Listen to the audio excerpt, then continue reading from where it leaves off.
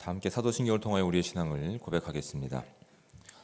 나는 전능하신 아버지 하나님, 천지의 창조주를 믿습니다. 나는 그의 유일하신 아들 우리 주 예수 그리스도를 믿습니다. 그는 성령으로 잉태되어 동정녀 마리아에게서 나시고 본디오 빌라도에게 고난을 받아 십자가에 못 박혀 죽으시고 장사된 지 사흘 만에 죽은 자 가운데서 다시 살아나셨으며 하늘에 오르시어 전능하신 아버지 하나님 우편에 앉아 계시다가 거기로부터 살아있는 자와 죽은 자를 심판하러 오십니다.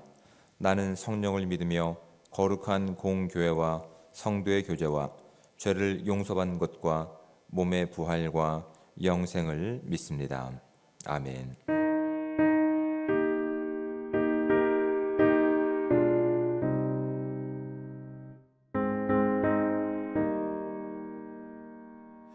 신자 되기 원합니다.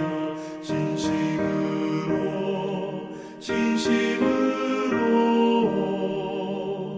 신자 되기 원합니다. 진심으로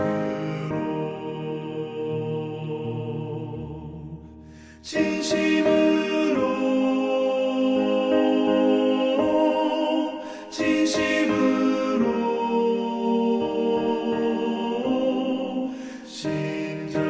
되기 원합니다. 진심으로 사랑하기 원합니다. 진심으로 사랑하기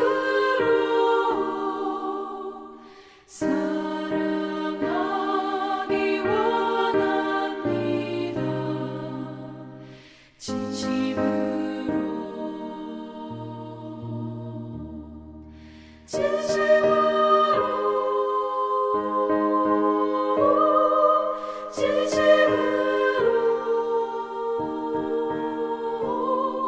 사랑하기 원합니다.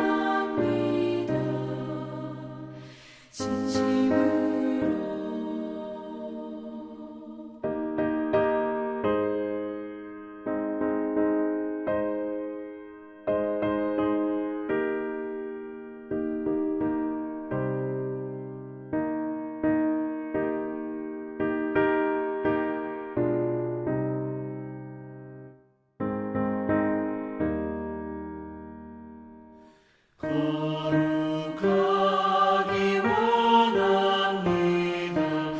진심으로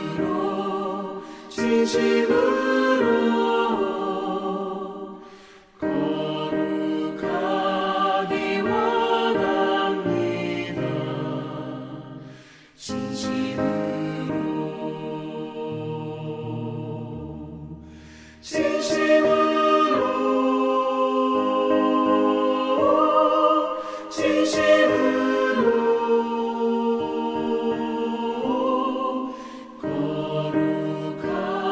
거룩하기 원합니다.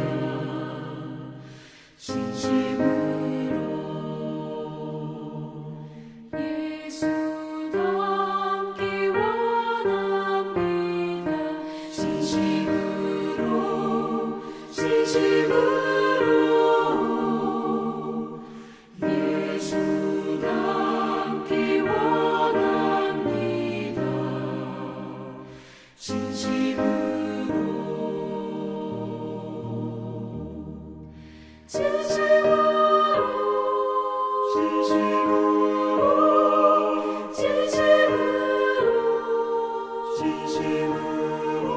진심으로 예수 닮기 원합니다. 진심으로 예수 닮기 원합니다.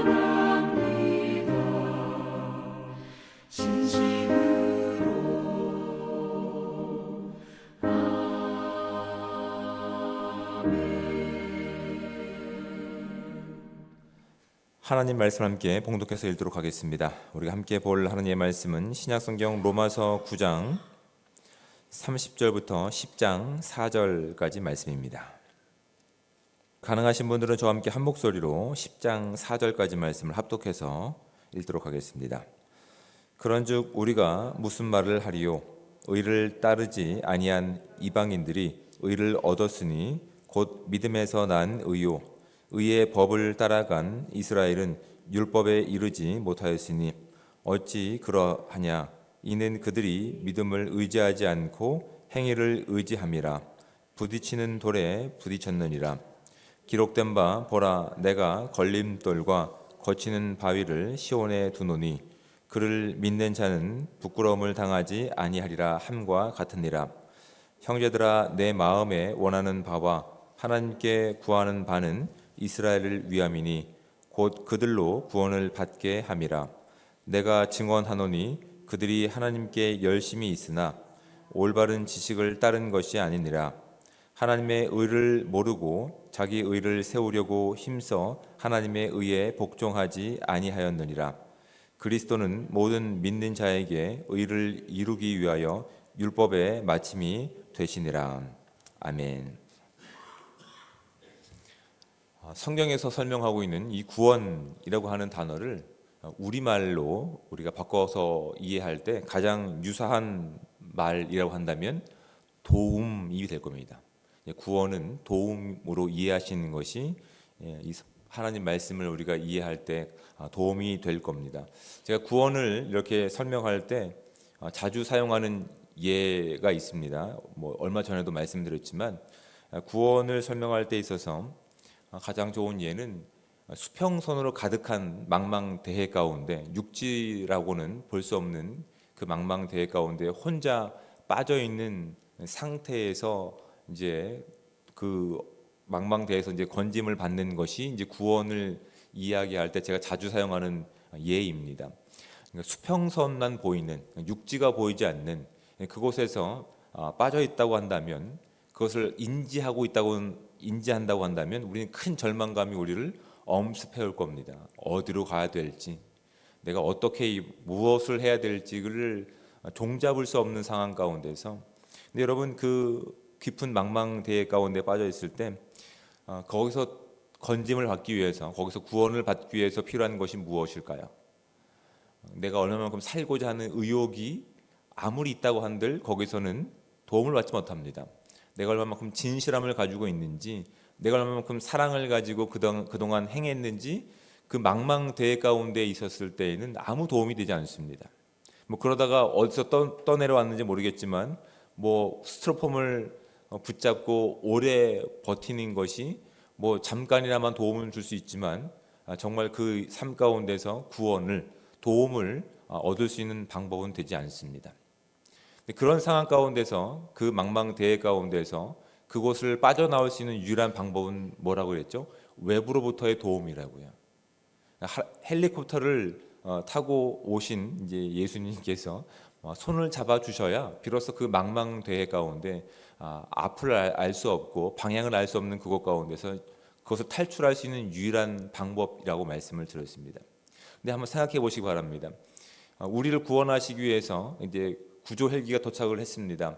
그런데 그동안 그 물 속에 떠 있기 위해서 많은 노력들을 한 겁니다. 이제는 발차기도 배웠고 물 속에서 그리고 이제 부표가 떠 내려와서 부표를 잡고 있는 것들이 이젠 나름대로 위로와 안식이 됐던 것이죠.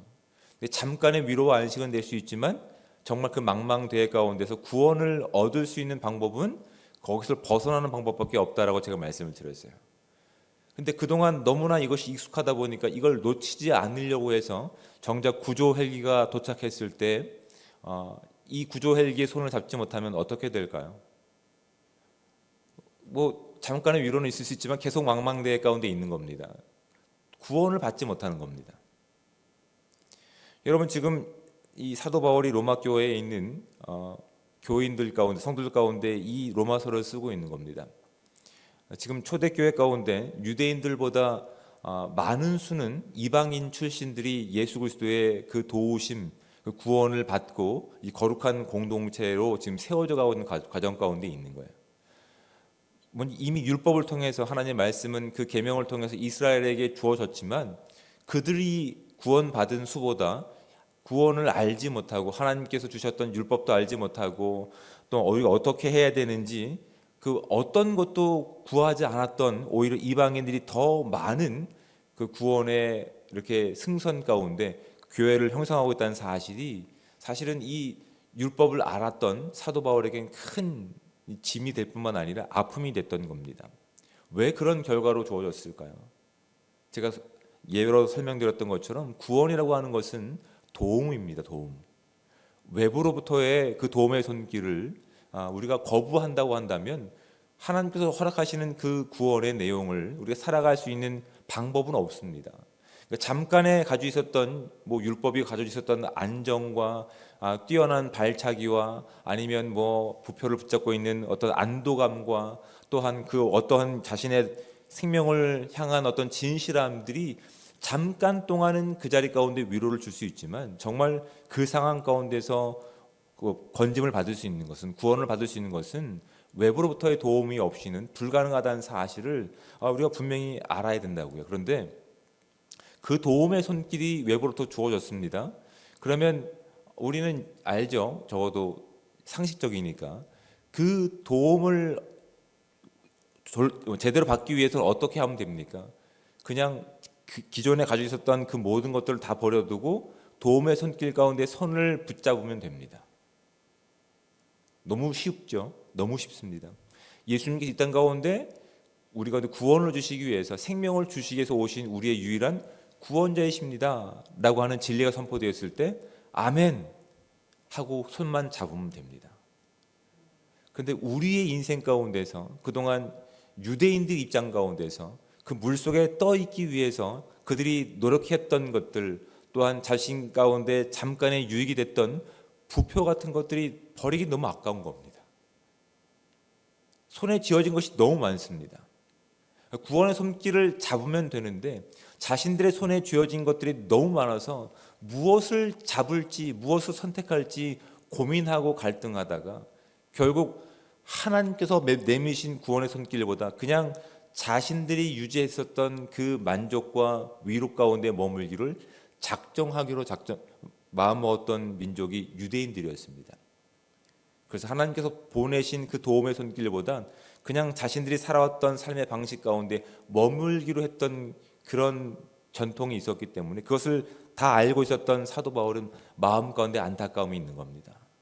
그것만 잡으면 되는데 오히려 그 구원을 잡기 위해서 구원을 얻고 누리기 위해서 그동안 내 손에 쥐어진 수없이 많은 불필요한 것들을 버리기만 하면 되는데 버리지 못하는 것 때문에 구원의 손길을 잡지 못하고 있는 같은 동족으로서의 그 답답함이 지금 사도 바울이 그가 지금 이방인 중심이 된 로마 교회의 안타까운 마음을 가지고 지금 편지하고 있는 겁니다. 단순히 이것은 유대인들만의 문제점이 아니라고요.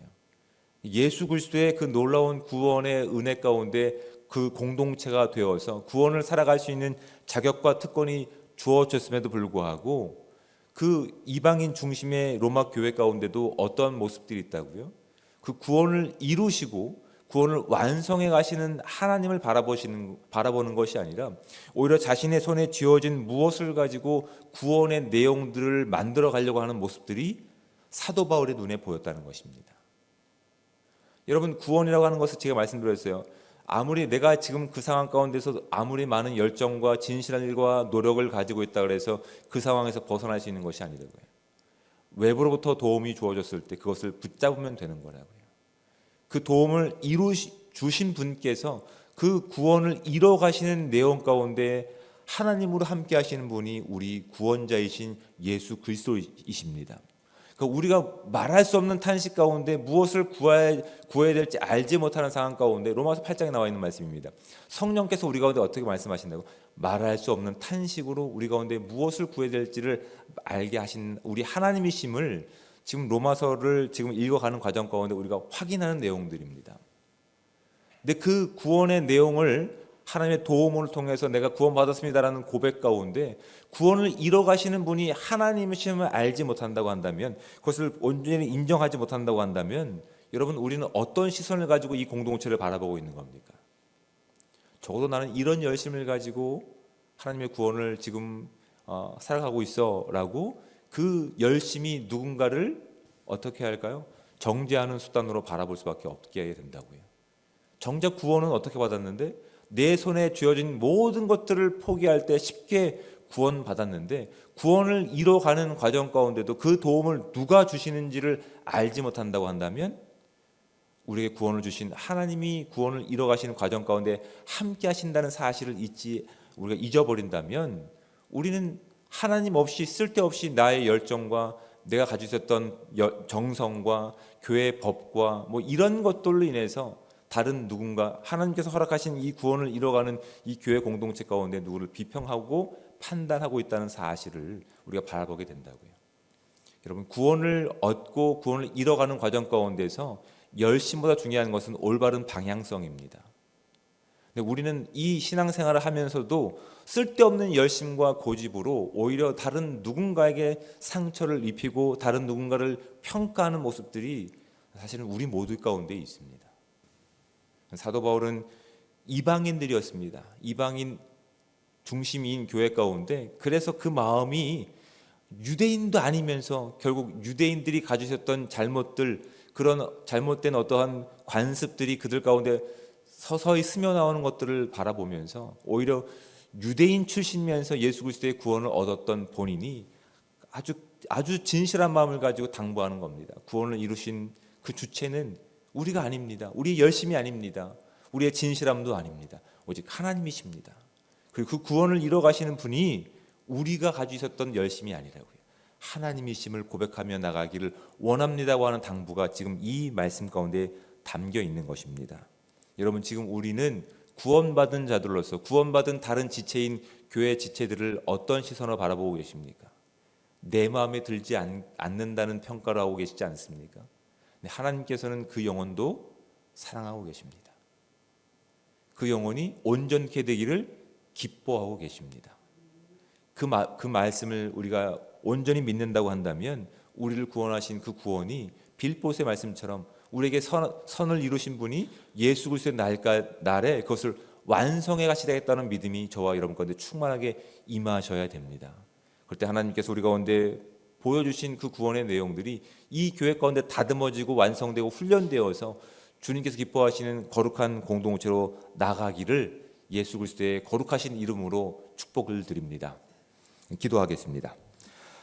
사랑의 하나님, 은혜와 사랑에 감사합니다. 오늘도 복되고 귀한 하루를 허락하여 주시고 이 귀한 시간 주의 말씀 앞에 나와서 주님께서 함께 하시는 이 예배자리 가운데 나와서 우리의 삶을 말씀에 비추어서 경험해 볼 수 있는 귀한 은혜의 시간들을 주심에 감사드립니다.